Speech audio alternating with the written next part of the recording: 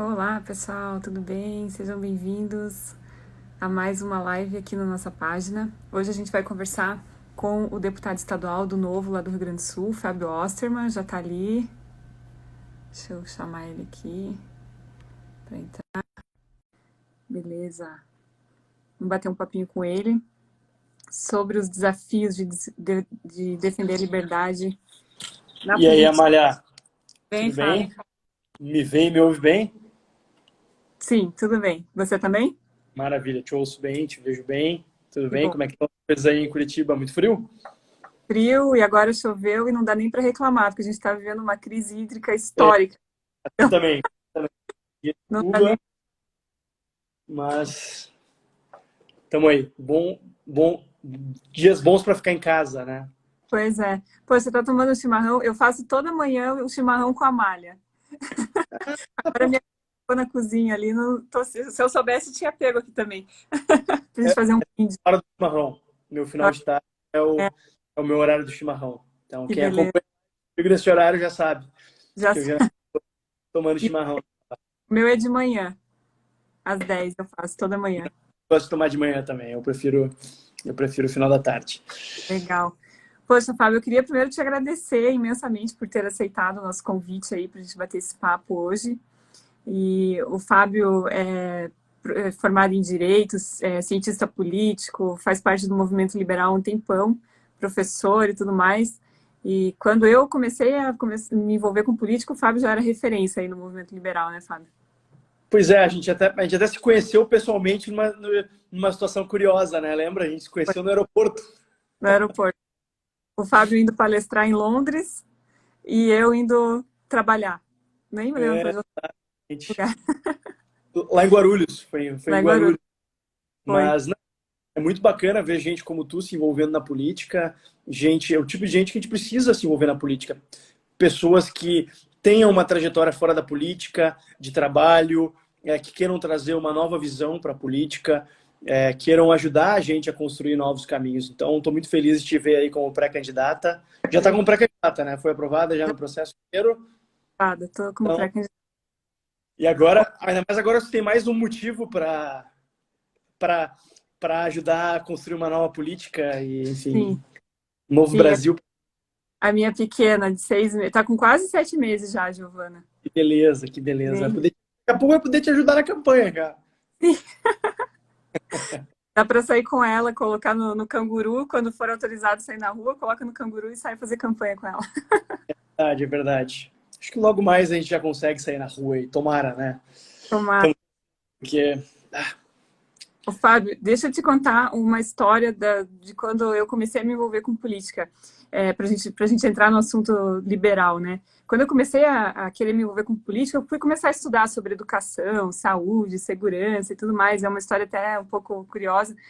E aí, estudando sobre esses temas, um dia eu tive um insight, cheguei em casa e falei pro meu marido. E eu até então não sabia se eu era liberal, o que que eu era, né? Eu nem sabia o que era ser liberal, enfim. E aí eu cheguei uhum. em casa e falei pro meu marido, falei, poxa, eu estava estudando sobre educação e eu tive um insight aqui. Por que que em vez do governo manter uma escola, construir, contratar professor, por que que simplesmente ele não paga a mensalidade numa escola particular, né? Aí meu marido, que já era muito mais ligado em política que eu, ele falou para mim, mas isso já existe e chama voucher da educação. Olha só, tu intuiu, tu Sim, intuiu mesmo sem saber, né? Tu mesmo vê, sem saber. é algo intuitivo, né? Para algumas pessoas. Só que infelizmente no Brasil a gente parte do pressuposto de que não. Se é algo bom, o governo deve nos dar.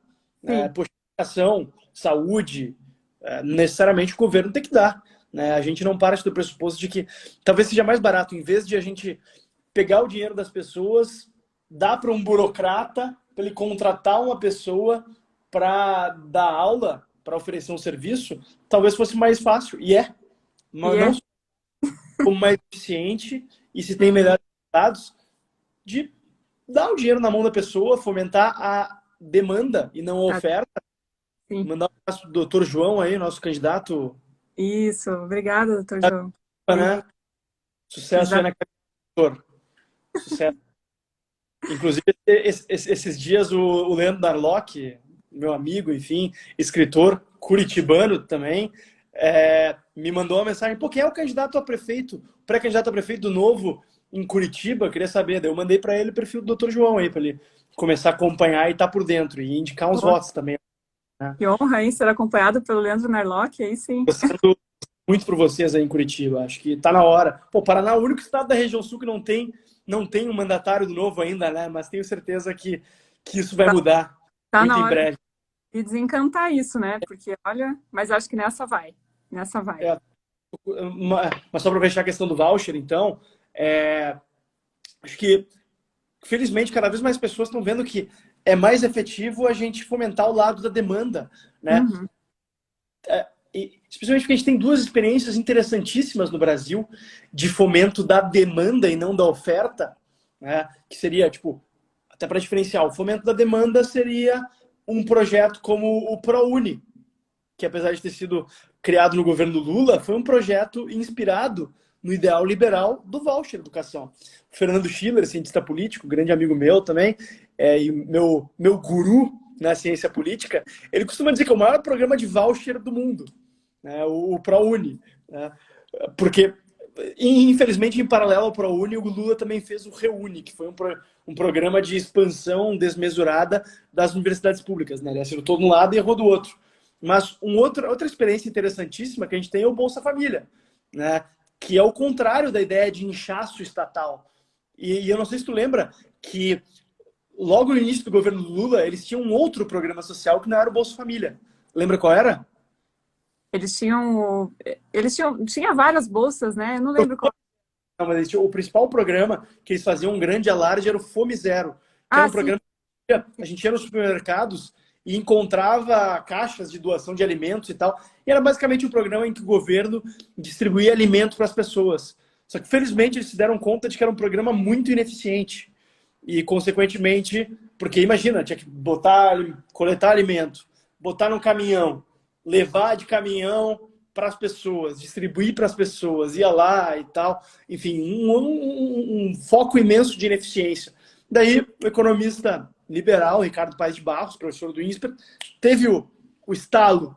Quem sabe a gente não faz assim, a gente dá um cartãozinho para cada família brasileira pobre, com X reais, que a gente atualiza, enfim, de tempos em tempos, e com esse cartãozinho eles compram aquilo que eles precisam. Claro que vai ter gente que vai comprar coisa errada, vai ter gente que vai gastar em cachaça, vai ter gente que vai gastar comprando roupa, etc.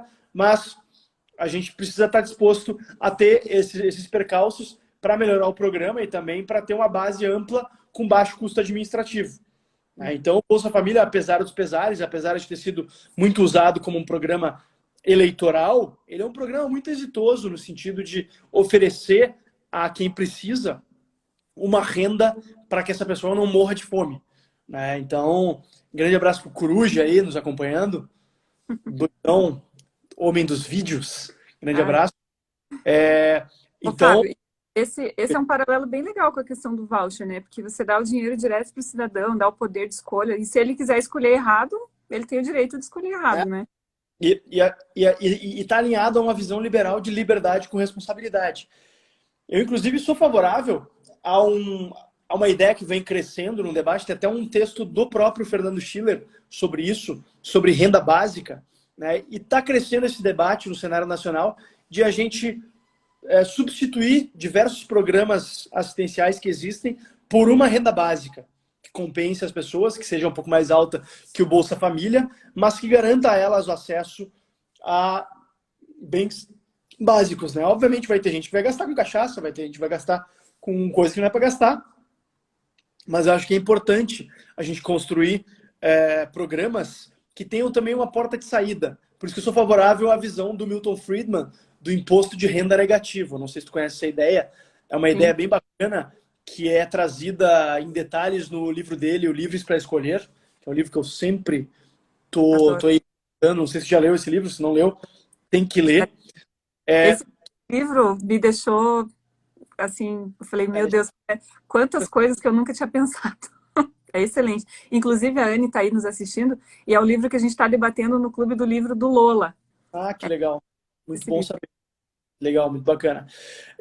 Esse livro, ele é bacana porque ele fala de voucher, ele fala de assistência social, ele fala de o grande debate entre igualdade e liberdade, ele fala sobre Burocracia, governo do saúde, regulação. ele fala sobre, enfim, temas... E apesar de ter sido escrito em 79, ele é muito atual. Ele segue sendo muito atual. Mas então, só para fechar essa imensa janela que eu abri sobre a superioridade dos programas de fomento à demanda em relação aos programas de fomento à oferta, é muito mais barato, eficiente e efetivo, portanto, a gente oferecer às pessoas a oportunidade de escolher no mercado do que a gente botar nas mãos dos burocratas o dinheiro, o recurso e o formato que o serviço público vai ser prestado. Isso vale tanto para a educação, quanto para a assistência social, quanto também a gente precisa começar a construir esse caminho. Acabou de entrar aqui uma amiga que eu sei que diverge de mim nesse aspecto, que é a Tati, sobre a questão do SUS, que é uma outra questão que precisa ser amadurecida no Brasil. O fato de que, será que a gente precisa de um mega sistema estatal de saúde? Será que a gente não poderia ter uma provisão privada do sistema de saúde, subvencionada para quem não pode pagar, para que todo mundo tenha acesso ao sistema de saúde privado, né? Quem não pode recebe uma subvenção a partir do governo, que vai ser mais barata do que a gente manter um SUS para todo mundo. Mas será que é correto a gente ter saúde de graça em todos os níveis para todo mundo? Que acaba não tendo, né, na prática. Uhum. Isso não só não é sustentável, como não é justo, e também não é a maneira mais eficiente de se prover esses serviços, né? Mas, obviamente, é um longo debate. Ela está se defendendo ali, ó. Falando assim, calma, não é bem assim. Obviamente não é bem assim, né? Tanto é que eu acho que existem outros temas que são mais acessíveis de a gente reformar nesse momento, como é o caso da educação e da assistência social, e eu acho que devem ser priorizados nesse primeiro momento. Mas eu concordo com ela que não é assim, mas também eu acho que é um debate instigante e interessante. Olha que boa audiência a gente está tendo aqui. Agora o Joel Pinheiro está dando as caras aqui na nossa live. Amália, aproveita que agora tá entrando o pessoal do meu Instagram para assistir a nossa live, e te apresenta aí pro pessoal também. Eu sou a Amália, sou pré-candidata a vereadora aqui em Curitiba pelo Novo, sou formada em engenharia mecânica, trabalho como comissária de voo e cheia de gás aí para entrar na política e tentar fazer alguma coisa para mudar esse país, né? E lutando aí para divulgar também as ideias da liberdade, né, Fábio? Inclusive, essa era a outra pergunta que eu queria te fazer. Você sentiu muita diferença de defender a liberdade fora da política, sem mandato, e defender a liberdade lá com os coleguinhas na Assembleia? Como que foi essa mudança para você? O desafio é diferente, sem dúvidas. São desafios diferentes, mas complementares, né? Porque estando do lado de fora, eu sentia falta de estar na linha de frente e efetivamente atuando para ajudar a moldar as instituições mesmo, né? Ajudar diretamente, porque antes eu ajudava indiretamente, fomentando melhoria no debate público, ajudando amigos que estavam se candidatando e estavam com mandato, e hoje eu tenho a oportunidade de estar na linha de frente. Então é muito gratificante, é muito cansativo também. Tem muita gente que assiste meus vídeos e fala assim, mas tá com uma cara de cansado. Pois é. Nesse momento, curiosamente, o meu olho tá assim, não é porque eu tô cansado, é porque eu tô com um terçol, né? Então, nem é por outra coisa que vocês eventualmente possam estar pensando, viu, pessoal? Fiquem tranquilos. Mas é um desafio diferente, mas é muito gratificante. Eu sinto falta de ter a liberdade e a tranquilidade que eu tinha para defender sem grande compromisso as ideias anteriormente, né? Hoje, obviamente, a minha preocupação e responsabilidade aumentaram muito, até porque a minha missão é uma missão de grande responsabilidade, né? Grande imperador das milhas, amigo de Salvador aí, libera Gramado, Fábio, que sexta-feira eu tô chegando. Gramado tá liberado, imperador. Só chegar e fazer a festa por lá. Quer dizer, liberado não tá. O Rio Grande do Sul ainda tá com algumas restrições, né? Mas a Serra Gaúcha, felizmente, tá sob bandeira laranja, não tá sob bandeira vermelha, então tá tranquilo. Inclusive, nesse final de semana, na Serra Gaúcha, em Bento Gonçalves, que é uma outra região muito legal de participar e de conhecer da Serra Gaúcha. Né? Mas assim, falando sobre a diferença, né? O desafio da política é um negócio muito bacana, mas tem que ter disposição, tem que ter fibra, tem que ter a capacidade de, no final do dia, quando tu vê, às vezes, todas as tuas esperanças devoradas aí, boa, imperador, vem gastar uns reais baianos aqui que a gente está precisando. Rio Grande do Sul está precisando. Brincadeira. No dia a dia, a gente tem que ser movido por um propósito, por uma visão de longo prazo, porque com muita frequência a gente é derrotado aqui, mas mais importante do que vencer votações, do que vencer batalhas, é defender o que é certo. Tem uma frase do T.S. Eliot que eu costumo citar com muita frequência, talvez até tu já tenha visto nos meus posts por aí, que ele fala que não existe causa perdida. Deixa eu até pegar aqui, agora que eu comecei a citar ela pela metade, eu não gosto de citar frases pela metade. Né? Ele fala que não existe causa perdida porque não existe causa ganha. Lutamos por causas perdidas porque sabemos que a derrota e o desânimo podem ser o preâmbulo da vitória de nossos sucessores. Lutamos mais para manter algo vivo do que na esperança de que algo triunfe. Eu acho que esse hoje, de certa maneira, é o papel dos liberais na política. Né? Porque nós ainda somos muito minoritários. Aqui na Assembleia, por exemplo, nós somos 2 em 55. Né? Eventualmente, a gente tem algum deputado que nos apoia em alguma pauta. Eventualmente, a gente até tem algumas pequenas vitórias, como eu tive semana passada na CCJ aqui, de aprovar o nosso projeto do homeschooling, da educação domiciliar.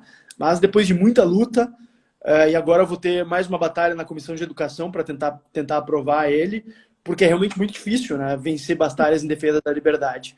Porque a imensa maioria dos deputados, não é nem que eles sejam opostos, mas muitas vezes eles não entendem, muitas vezes eles não se sentem tão compelidos a defender, muitas vezes eles também não têm nenhum motivo para defender pautas que nós defendemos, porque eles sabem que no dia a dia a gente combate boa parte das pautas deles, né? Então a gente acaba perdendo esse poder de barganha que outros deputados acabam tendo. Né? Mas cada vitória é um passinho, né, Fábio? Que vai com certeza. E acho que também a gente precisa entender que cada pequeno avanço do tamanho do Estado sobre a vida das pessoas, sobre as nossas liberdades, é importante também no dia a dia, e a gente conquista muitas vitórias nisso. A gente tem tido um impacto muito grande também em buscar criar um clima de que, olha, talvez não seja uma boa lançar isso, porque o pessoal do novo, os guri do novo, como eles nos chamam aqui, os guri do novo vão falar alguma coisa. Vou reclamar. Esse constrangimento é talvez um dos nossos principais efeitos aqui, né? Eles saberem que, a partir da nossa chegada, certas coisas mais impune, né? Porque a gente leva para a imprensa, porque a gente leva para plenário, porque, felizmente, a gente tem muita gente que nos segue e acompanha nosso trabalho, nos ajuda a repercutir. Então, isso tem sido muito bacana. Mas a gente precisa eleger mais gente, a gente precisa de mais gente se envolvendo. Né? Eu não vou ficar satisfeito se eu não eleger pelo menos o dobro em 2022, para que na Assembleia Legislativa nós estejamos entre as maiores bancadas. Hoje nós somos só a 10ª maior bancada aqui na Assembleia e a gente consegue fazer um belo barulho, mas isso ainda é pouco. Acho que a gente pode mais. Eu acompanho vocês aí. E você está falando aí do crescimento do Estado, né, das garrinhas do Estado sobre as liberdades, né, individuais, enfim, da população. E a gente sabe que o brasileiro tem uma cultura de alguém precisa fazer alguma coisa, isso tinha que ser proibido, ou isso, ou aquilo. Sempre acaba pedindo um pouco mais de Estado, acho que por uma questão meio cultural. Você acha que essa crise que a gente está vivendo agora, da pandemia ou qualquer outra crise, esse pedido, esse anseio da população é ainda maior? O que você acha? Eu acho que momentos de crise geram uma demanda por alguém tem que fazer alguma coisa. O governo tem que fazer alguma coisa pelas pessoas. E eu até acho que em momentos de crise a gente precisa ter uma atuação enfocada em algumas áreas, como assistência social, por exemplo.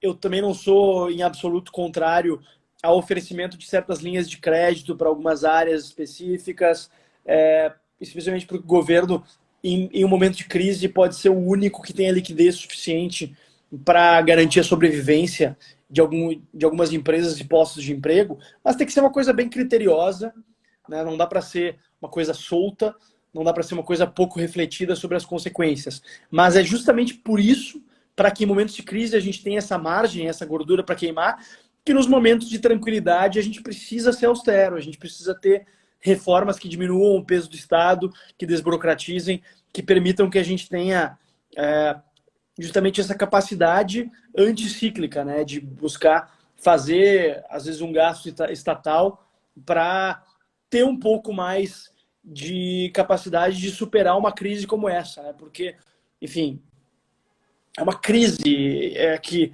não se tinha como prever, não se tinha como saber o alcance dela, e ela realmente está pegando muito forte em muita gente, né? Tu que trabalha no setor com companhias aéreas, tá vendo o impacto imenso que está tendo, né? Então, eu não sou contrário em absoluto a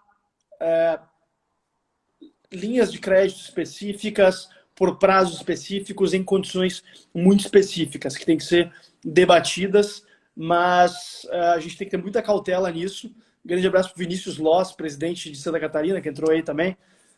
Estamos tendo uma boa audiência nessa live aqui, hein?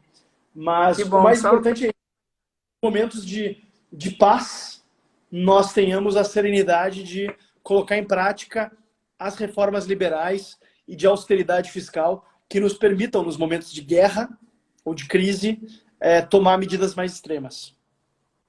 Acho que é importante diferenciar assistência social no momento específico de assistencialismo, né, que é o que a gente costuma ver de políticos demagogos que usam essa prática de assistencialismo, principalmente pensando na próxima eleição, né, que eles sabem que é uma maneira de garantir um voto ali na próxima eleição. Então é importante diferenciar isso. Eu entendi teu ponto e concordo. Acho que momento de crise é importante a gente cuidar das pessoas, né, porque... E no que toca à assistência social, a gente precisa entender também que a gente está vivendo uma situação de saúde pública em que milhões, dezenas de milhões de pessoas estão tendo que ser impedidas de trabalhar, né? Qual a gradação desse impedimento? A gente também tem que discutir, claro. Acho que cada estado vive uma situação particular, cada região dentro dos estados também vive situações particulares. Rio Grande do Sul e Paraná têm tido até uma situação razoavelmente tranquila em relação ao resto do país, mas o fato é que milhões de pessoas, milhões de pais e mães de família Brasil afora ficaram sem o seu sustento de uma hora para outra, né? Então, acho que a gente precisa ter um apoio de uma assistência social nesse momento para garantir que essas pessoas não acabem chegando ao ponto de tomar medidas desesperadas e, enfim, ou mesmo que passem fome, especialmente que tantas crianças e jovens Brasil afora passem fome. Sim, com certeza. Ô, Fábio, e o ano passado eu tive a honra de estar presente aí quando vocês lançaram a Frente Parlamentar em Defesa do Livre Comércio, e eu queria que você explicasse um pouco para o pessoal a importância de ter uma frente como essa e quais foram as conquistas que vocês já tiveram aí, porque a gente se encontrou naquela época e depois eu não acompanhei como é que foi o desenvolvimento da frente. É legal contar com a tua presença aqui no Fórum da Liberdade também. Ano passado nós lançamos a Frente Parlamentar em Defesa do Livre Comércio, do Livre Mercado, aliás, e tem sido um espaço interessante para a gente promover alguns debates sobre temas ligados à nossa visão e buscar abrir brechas para trazer uma visão de livre mercado, né? A gente tem tido um bom êxito em dialogar em defesa disso. Claro que ainda é um longo caminho até converter a maioria da Assembleia a uma crença maior no livre mercado, na livre iniciativa, na liberdade individual, mas sem dúvidas a gente tem tido bons avanços nesse aspecto, na compreensão disso, né? Cada vez a gente tem mais deputados se descrevendo como liberais, enfim, daí cada um tem sua própria definição sobre isso, como em favor da livre iniciativa. Tem diversos com quem a gente tem construído parcerias muito bacanas nesse processo, né? Então, tem sido um espaço para avanços. Claro que o avanço não é tão rápido e tão forte quanto a gente gostaria, né? Mas estou feliz em ver que cada vez mais deputados estão se sentindo também parte desse ideal, né? Ainda que não com toda a coerência que a gente gostaria, mas acho que é parte do processo também, né? Faz parte. E essa é uma maneira de avançar dentro da Assembleia, né? Com os outros deputados ali e tudo mais. E fora, e para a população, como é que a gente convence as pessoas de que as ideias de liberdade não são o bicho-papão que algumas pessoas acham que são? Isso aí é parte da mudança cultural, né? Acho que todo mundo que se engaja no debate público, que busca promover ideias, tem uma participação fundamental, né? Participando de grupos de estudos, promovendo lives nas redes sociais, fazendo posts nas suas redes sociais, conversando com familiares, conversando com colegas de trabalho. Isso é parte de um processo, conversando com, no teu caso, tu não teve que converter teu marido aí pelo visto, mas conversando vocês com os seus cônjuges, né? Minha namorada, felizmente, já era minha eleitora antes mesmo de eu conhecê-la, então não tive que conhecê-la muito também, né?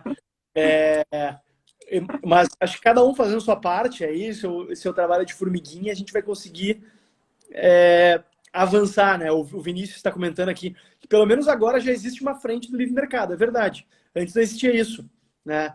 Livre mercado era palavrão, ser liberal era um xingamento, né?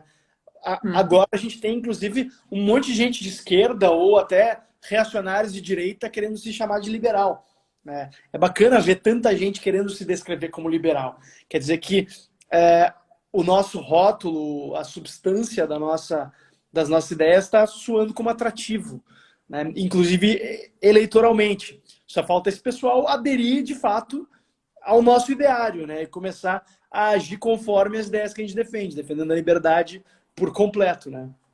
Por inteiro, é verdade. A gente já está assim, caminhando aqui para o final, que eu sei que você tem outros compromissos também, mas Hoje eu queria só fazer vai mais... longe. Se deixar, vai longe, que o papo aqui tá bom. Eu queria te fazer mais uma pergunta, na verdade, no sentido assim, aqui em Curitiba, por exemplo, a Câmara Municipal tem um custo anual de 140, 150 milhões por ano.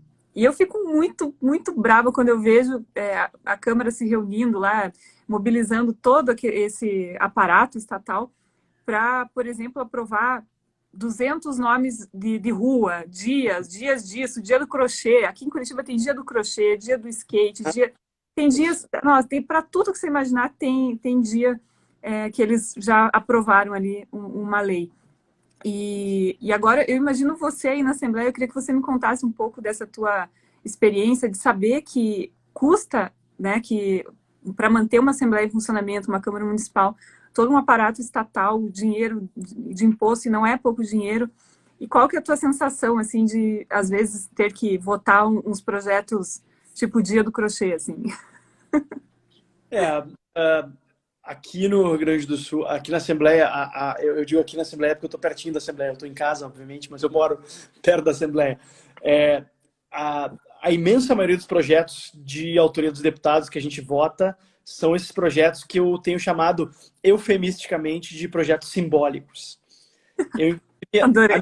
A minha indignação com eles é tanta que eu fiz um projeto estabelecendo que eles tenham tramitação conclusiva e terminativa nas comissões, para não terem que ir a plenário. Porque eu acho constrangedor, sinceramente, eu acho constrangedor. A nossa Assembleia custa aí cerca de 700 milhões de reais por ano. Tem um custo imenso, tem uma estrutura imensa, cara.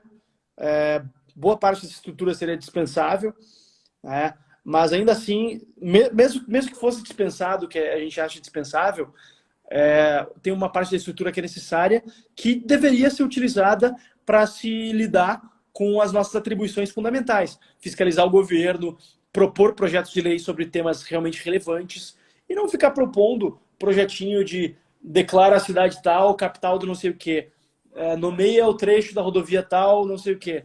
Enfim, é frustrante e ao mesmo tempo constrangedor isso daí, e por isso eu fiz esse projeto, né? Hoje, curiosamente, inclusive, ele foi foi lido o parecer na CCJ, só que daí eu estou mais uma vez vivendo o calvário de ter a rodada dos pedidos de vista, né?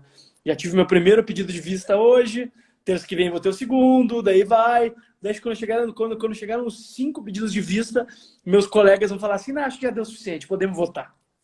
Daí a gente vai finalmente votar o nosso projeto de resolução e espero que seja aprovado. Se não for aprovado, eu vou começar a votar contra esses projetos. Não por ser contra que por exemplo, Guabiju, uma cidade do interior aqui do Rio Grande do Sul, seja a capital estadual do Guabiju, que é uma frutinha que deu o nome à cidade de Guabiju. Não por ser contra. Não sou contra isso, mas eu sou contra que a Assembleia gaste seu tempo nisso. Entrou aqui agora o Bruno Ortiz, inclusive, que é assessor de um colega deputado e que é pré-candidato a vereador. Brunão, quando tu for vereador, lembra disso também. Vereador serve para fiscalizar o Poder Executivo, para propor iniciativas que mudem a nossa cidade e melhorem. Não ficar votando nome de praça, homenagem a não sei quem, enfim. Esse tipo de coisa pode ser definido nas comissões e está resolvida a parada. A gente não precisa ficar levando até o plenário, especialmente nesses momentos de pandemia. Poxa, a gente tem que mobilizar toda uma estrutura para se reunir, cada um do seu canto do estado, e vai estar votando que... enfim, eu não vou fulanizar os exemplos aí, mas os exemplos são tantos. Quem quiser, acompanhe todas as quartas-feiras a nossa ordem do dia das sessões. Curiosamente, amanhã a gente tem uma sessão boa. Amanhã, quem quiser acompanhar a nossa sessão, amanhã a partir das 14h, a gente vai votar um projeto bem interessante tratando do IP Saúde, que é o plano de saúde do governo do estado aqui, né, que a gente gostaria que fosse extinto, fosse privatizado, mas infelizmente não vai ser possível. Então, enfim, a gente vai fazer a nossa posição a partir disso. E depois a gente vai votar sobre um projeto das bancadas de esquerda da Assembleia que vão criar um memorial na Assembleia para homenagear os deputados caçados durante a ditadura. Eu tive uma ideia, bacana, eu sou contra a ditadura, lamento por esses deputados que tiveram mandato cassado, mas que tal a gente também enfocar outras ditaduras, como por exemplo a do Estado Novo, que não sei se todo mundo que está nos assistindo aí sabe, mas durante 10 anos, durante a ditadura do Getúlio Vargas, não só a Assembleia do Rio Grande do Sul, mas todos os parlamentos em todo o Brasil permaneceram fechados. Ou seja, todos os deputados, vereadores e senadores tiveram seus mandatos cassados por 10 anos.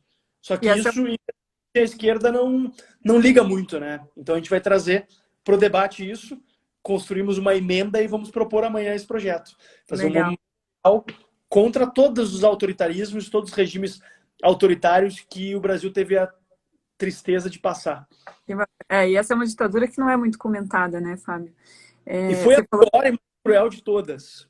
Infelizmente, Getúlio Vargas é inclusive endeusado e celebrado por boa parte da nossa esquerda que se diz democrática, né? O cara era um ditador, era um aspirante a Mussolini, só que infelizmente aqui, enfim, o pessoal ignora isso, né?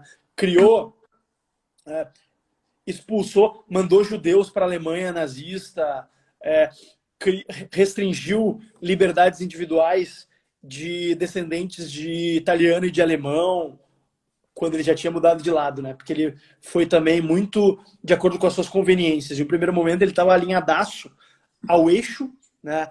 A Itália e a Alemanha, e depois, quando os Estados Unidos convenceram ele, foi lá e mudou de lado, daí começou a perseguir os descendentes de alemão e italiano que não tinham nada a ver com isso, né? Talvez até tu tenha histórias da tua família como descendente italiana. Eu tenho histórias da minha família. Meu avô e a família dele odiavam Getúlio Vargas pela perseguição que sofreram no período da guerra. Já estavam no Brasil aí há quase um século, eram brasileiros, só que falavam alemão, obviamente, né? Como descendentes de alemão. E foram perseguidos durante esse período. Então, enfim, um legado triste deixado pelo Getúlio Vargas, que infelizmente se faz vista grossa. Eu não consigo entender essas contradições, mas parabéns pela iniciativa de vocês aí. E só para a gente finalizar, você falou de fiscalização. Essa é uma das minhas pautas, inclusive na minha campanha, já faço fiscalização desde já. Eu já fiz alguns vídeos ali, descobri que a prefeitura gastou quase 80 mil reais com obras de arte. Eles trocaram os bustos daqui da cidade de bronze por granito, quase 1 milhão de reais para trocar os bustos. dinheiro aí, então, hein? Oi? Tá sobrando dinheiro aí, então, hein? Dinheiro, tá sobrando dinheiro. E as pessoas não fiscalizam, não sabem quanto custa. A gente vê a notícia na TV, né? Ah, trocaram os bustos de bronze por granito. A gente acha lindo, mas ninguém para pensar quanto custou essa brincadeira, né? Então eu tenho feito um trabalho bem bacana nesse sentido aí. Muito bom, importante, importante tu ir pegando a prática É, de fiscalizar o bom uso do dinheiro público, não só para dar exemplo, mas também para já te acostumar aí a isso, porque como vereadora, que tomara que tu te eleja e possa representar as nossas ideias na Câmara de Curitiba, vai ser uma parte importantíssima do teu trabalho. trabalho é mesmo. Obrigada, viu, Fábio? Quero te agradecer imensamente por ter aceitado o nosso convite aqui, por esse bate-papo. Eu sei que o teu tempo é super precioso aí, você tem outros compromissos, então quero te agradecer, agradecer ao pessoal aí que nos acompanhou e quem estiver assistindo depois também, né, que não conseguiu assistir online, mas vai ficar aqui no... Importante. Valeu. Obrigado, Amália. Obrigado pelo convite. Obrigado a todos que acompanharam aí, pessoal. Fico à disposição também. Quem tiver aparecido aí e não me segue ainda, me siga nas redes. E quem me seguir e não segue ainda a Amália, siga, que ela tem feito um trabalho muito bacana, tem produzido conteúdos muito legais e tenho certeza que vai fazer uma boa caminhada nessas eleições aí. Então, espero que a próxima vez que eu te encontrar seja contigo já eleita vereadora Tomara, em Curitiba. tomara. Esse era outro pedido que eu ia fazer. Quem ainda não me acompanhe nos canais, né? Tem YouTube, Instagram, Facebook, tem tudo. Twitter, tem tudo. Então me acompanhe aí. É isso Obrigada, aí. Grande abraço e sucesso aí na caminhada. Tchau. obrigada. Boa noite. Tchau, tchau.